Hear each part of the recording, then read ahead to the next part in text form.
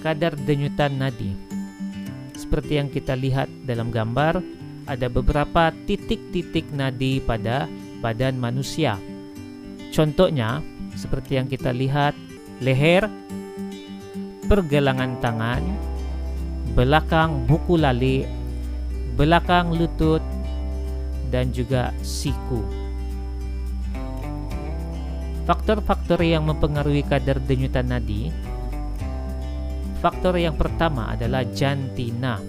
Lelaki dewasa mempunyai rata kadar denyutan nadi yang lebih rendah berbanding dengan perempuan dewasa kerana isi padu jantung lelaki yang lebih besar. Faktor umur. Bayi dan kanak-kanak mempunyai kadar denyutan nadi yang lebih tinggi berbanding dengan orang dewasa. Aktiviti fizikal. Semakin aktif aktiviti fizikal, semakin tinggi kadar denyutan nadi. 3.3 tekanan darah. Tekanan darah normal bagi seorang individu yang sihat ialah 120/80 mmHg, iaitu tekanan sistolik 120 mmHg dan tekanan diastolik 80 mmHg.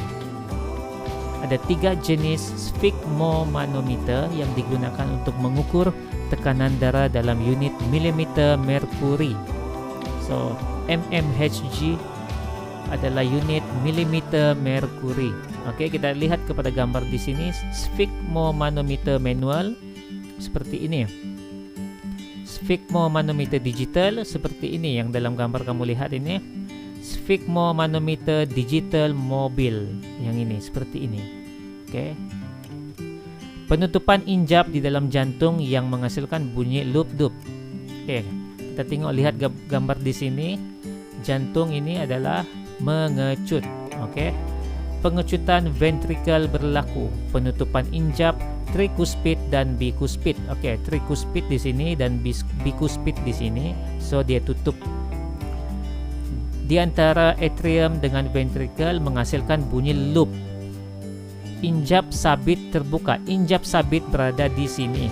Okey, ada 2 sini. Keadaan ini dikenali sebagai sistol. Bacaan tekanan darah yang mengalir keluar dari jantung dipanggil bacaan sistolik. Okey, kita pergi kepada diastol.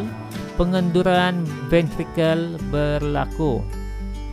Penutupan injap sabit pada aorta dan arteri pulmonari menghasilkan bunyi dup.